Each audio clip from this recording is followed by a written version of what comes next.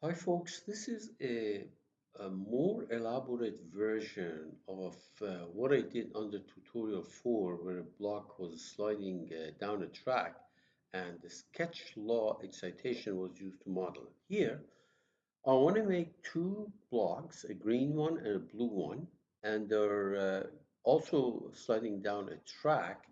And in order to model that, I will be using sketched law excitation. And the description of the position of the block as a function of time are given according to these graphs. And of course, in tutorial 4, I indicated that it may be more convenient if you scaled everything so that the horizontal and vertical axis go between 0 and 1. And it's easier, it may be easier to fit this thing in your drawings.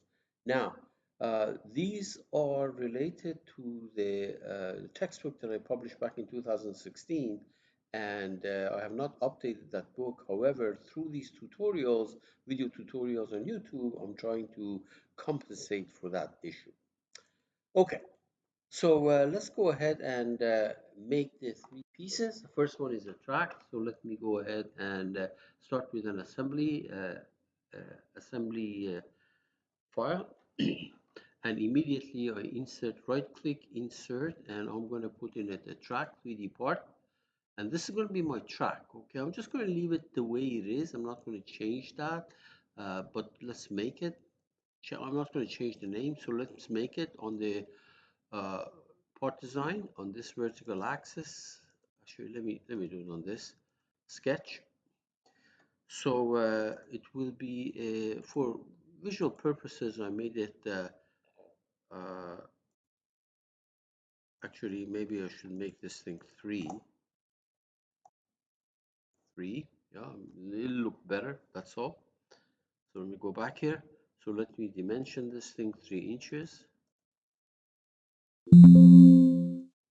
and this dimension is 0.25.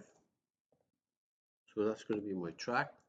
Exit and padded by, let's make this thing 21 inches.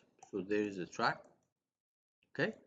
Then I'm going to go all the way to the top, insert the, let me do the uh, green one first.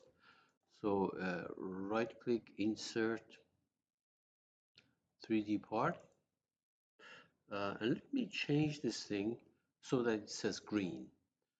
Properties, all I do is to put a green in front of this so that I know what it is. Green. It just makes the bookkeeping easier, right? The green. Okay, let's make this thing. It's basically a block. So going to part design on that vertical plane, I will sketch. Let me make a rectangle 1 by 1.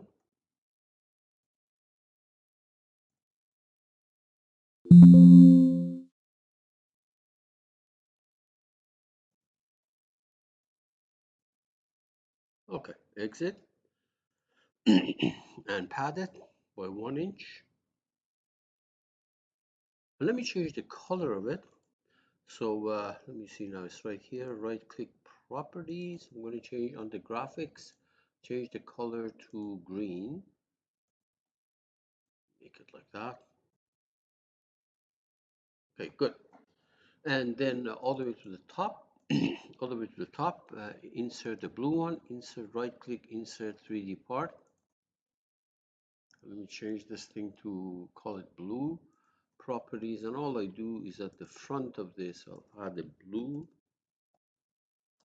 prefix. Okay, good. And then under instance also blue. Okay, and we go make it. So double click on, oops, not blur, properties. Where was it? Must have been here, blue. Okay, double click on this on a convenient plane. For example, on that vertical plane, I will sketch 1 by 1 square like that. I dimension this thing to be 1.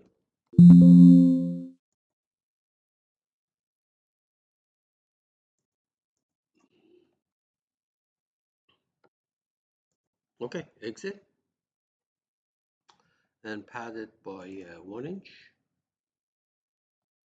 Okay, let's change the color of it. It's right there, as you can see. Let's change the color of this thing to blue. Properties, under graphics, let me change the color of this thing to blue. Let's see how it comes out right there. Okay, good. Now, let me remind you in tutorial 4, what I did is these two laws or their non-dimensional versions of it. Please watch that video if you need a better explanation or more explanation. Uh, these I have to create these sketches because I'm using sketch law excitation, and these can be placed anywhere, for example, in their own part, or can be, but what I started to do there, I said, okay, let me put these graphs outside of these parts. So what I'm going to do all the way to the top, and I'm going to say right click, insert a 3D shape, and all it does, let me select this. All it does, it allows you, it creates a placeholder where you can go and put your graphs. So for example, I go to this part on that vertical plane, doesn't matter which one really. Okay, on that vertical, well actually let me do it on that, let me see, on this one, on this vertical plane, I'm going to draw a sketch. And this is going to be, for example, let's do the green one first, a sketch which looks like this, okay, and I'm going to call it green. So let me try that. The only restriction is that if your intention is time to increase to the right, it must be aligned with the H in that direction, okay? So all right, so something like that. This is the green one. I'm going to put dimensions in it in a minute. It looks something like this. All right, so let's see now. Check. From here to here is 0.2, here 0.5 and 1. Okay, so let's put some dimensions here to here. Horizontal 0.2, from here to here, horizontal 0.5, and finally from here to here, once again horizontal, is going to be 1. Okay, so and now the vertical is going to be 0.25 and 1. Okay, so see now, we zoom in here so I can see it better. So dimension from here to here, again, from here to here, that's 0.25. Okay, and then dimension from here to here, right click properties, right click vertical, and that's going to be 1. So remember, what we have done is that we have actually scaled vertically by a factor of 20. See that? 20 was like this, now it's like that. 20 in the vertical direction, and of course the total duration of the where this law is going to apply is going to be 10 seconds. That's what I want. Okay, let's go ahead and do the other one. Exit. All right, and this thing, I'm going to call this thing green. Right click properties, reference, I'm going to call it green. Okay, good. Oops, sorry, did it? Properties. Oh, here, I'm sorry, not there. This is, that was not necessary. It's the other one. It's this one, feature properties. I'm going to say green. Okay, there we go. And now I'm going to do a blue one. So on, again, on the same plane, for example, on that same plane, which happens to be, I believe, XZ, I will sketch. This time I'm going to do this blue one, okay? Let me first draw a relative sketch of that, quick sketch of that, so something like this, remember, yep, that, like so, and like so, and we put some dimensions here. So dimension from here to here is going to be 0.3, 0.3. Dimension from here to here, horizontal is going to be 0.5, and the dimension from here to here, again horizontal, is going to be 0.9, and finally from here to here, horizontal is going to be 1. Okay, now let's do the vertical one. You look at the vertical one, this is 0.25, the other one is 1. Okay, so let's go ahead and do that. So dimension from here to here, 0.25, and the dimension from here to here, vertical one, is going to be 1. So basically I've created these two sketches.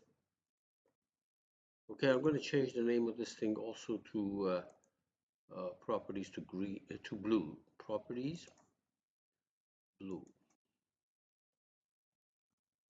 Okay, good. So we have created these two sketches. Let's go and put this stuff together. As I make the assembly all the way to the top. We are in the assembly design. So let me actually fix this. We're going to put these things in the right spot first. Let me go ahead and do a snap between this. You see now, we turn this thing around. Doesn't matter. Between this point and that point. Okay. And also between maybe this point and this snap between this point and maybe I'm not getting it. Let's try it again. Snap between this point and that corner point. Okay, very good. Notice that there are no engineering connections have been created. The snap allows you to put it there without creating a connection in the right spot. Now let's create our joints. So we go to the engineering connections. We have two prismatic joint, prismatic.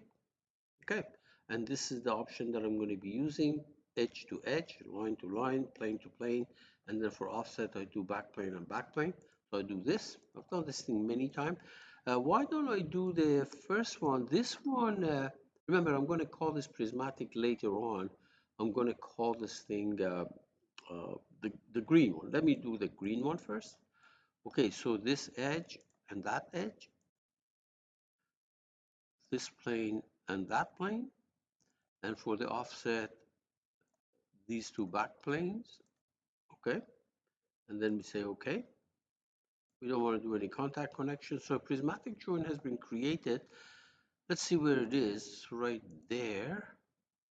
And I'm going to call this thing green. How about this one? Right-click properties. I'll call this thing green. Okay, right there. All right. Let's also do one between those two. So let's do another prismatic. Same approach. This plane and that plane, that plane and that plane, and for the offset, the back two planes, this plane and this plane. Say OK. We don't have to do contact connection or contact check. Okay. So here, right-click properties. We're going to add this thing blue to this. Blue. It's only for bookkeeping purposes. Makes my life easier. Blue. Okay, good. We're going to do a quick save. All right. So now we're going to go to the mechanical system design. All right. So we go to mechanical systems design. Let's create a mechanism. We don't have to check these things. They're already checked for us. Good. So we created a mechanism right there. You can see that it's consisting of two joints. And I think, did I fix anything? I can't remember if I did not fix anything. So might as well go ahead and actually fix something. So let me go and create a, uh, let me create a, I'll fix this bottom, fix this piece. Okay, good, very good. And update.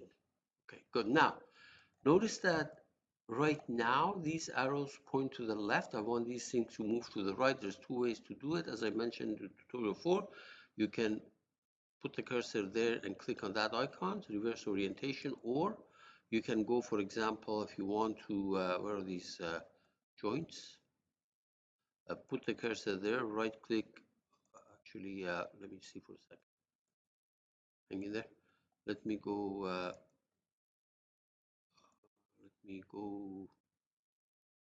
are we here?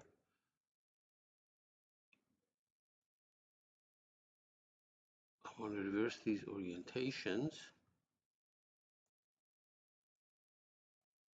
Okay.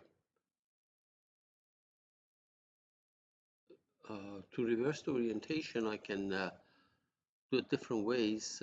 One of them is put the cursor there, right click, reverse orientation, okay, or click on that. That's really what I wanted to do. So let me do this.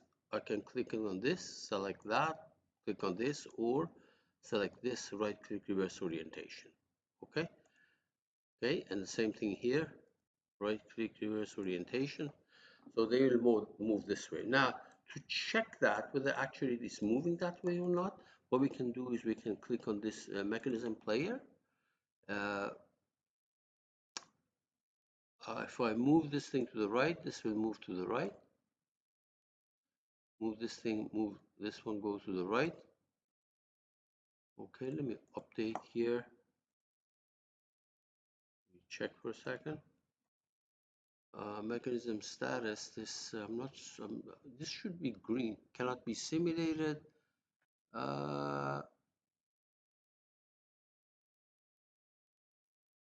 In there. This mechanism can be simulated, but some degrees of freedom are not controlled by command. So these two are. So let me see what is it that is not controlled by command. We will find out. Oh, this was not included there. Okay, so here's what happened. So if you click on Mechanism Manager, you select this, and then we say OK, and now update, and that should be okay. You click on that, get green. You know, I remember I fixed this thing later on, but when you do that, you have to include it in your mechanism. So good. So this is fine. Now we're going to go to the mechanical system experience. We say OK. We say OK. Let's create two excitation, and the excitations are sketch-based, sketch lines excitation. So the first one, let's do the green one. I'll put the green here, and for the command, I'll go and select the green command, which is right here. This is the one. This is the one, green one. Remember green. And for the sketch, it's the green sketch, which is right here. And the total time is 10, because my graph went from 0 to 1 for time, but the total time I want it to be 10. Okay, so we say okay, and do another one, another excitation. Let me actually, this is created, but I would have liked to call it something. Oh, green says, okay, very good. So let's do the next one. So let's do the, I'll put down here blue.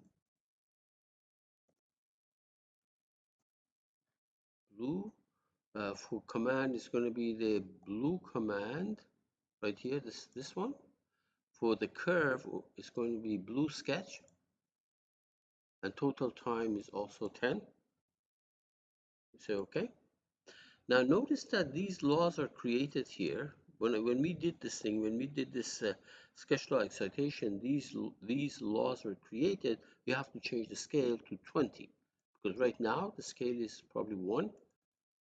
Yeah, we want to make it 20. The vertical axis was scaled down to create those graphs. Same thing down here, 20. We say okay, because these were both scaled down from these graphs by dividing by 20. Okay, so that's pretty much it. You want, you can create probes and things like that, and then plot velocity later, plot acceleration, etc., which I'm not going to do. I just want to make sure that the process is okay. Now, this is all done, and we can always check this if you go back to scenario or sorry, back here. Good. Okay, so now we're going to create a kinematic scenario. These two are both U's. One of them is for the blue block, the other one for the green block. A total times 10. Let me just make this thing 0.05. Okay, we say okay. And how do we check this? So we're going to check the physics now.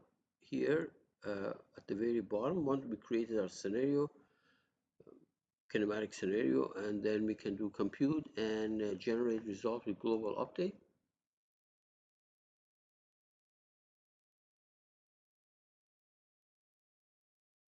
There. Okay, so let's check it out. If you click on this view scenario results, let's plot the commands for these two, and these better be those graphs. If not, we have made a mistake. So let me just do one at a time. So we go back here, just do the green one. Which one was that? This one, I believe, was the green one. Notice that it goes 0 and 10, 0 to 20. Good. And go back here, say show me this. And this goes 0 to 5 and then to 20. Let me just check that. Yeah, 0 to 5, 20. Now, as I said, you can, let's do a couple of things here. Let me close this. Let me go create a probe. To do that, oh, by the way, you can plot these things to make sure there's nothing wrong with it. You can go and plot these. Let me go back to scenario. We have to go back to scenario. You can plot these excitations one by one if you want. So right click, plot this. This is going to be one of them, and it's correct. And this is the other one. That's also correct. Okay, very good. Now you can create a probe here. For example, say, okay, show me this point and show me, let's say, velocity, acceleration of this point. Okay, of course, the acceleration is going to be constant in both cases because velocity is, well, acceleration is going to be 0. Velocity is linear. Acceleration, velocity, position is linear. Velocity is constant. Acceleration will be 0. Okay, so let's plot the velocity. So if you click on the results, there, click on the, I guess we have to run this thing. Then we can show the results. Okay, good. All right, so let's go here, plot results. Show me, deselect everything. That's for the blue one, which is the second one. Show me the velocity, linear. Velocity is going to be constant and constant in both cases. Linear velocity, magnitude, plot. Yeah, you can see that. Constant velocities. Okay. Of course, here it was 0. Here it was stationary. It's also 0. There it was moving, and there it was moving. So velocities are constant here and 0 in these two intervals. Okay, that takes care of this. Good luck.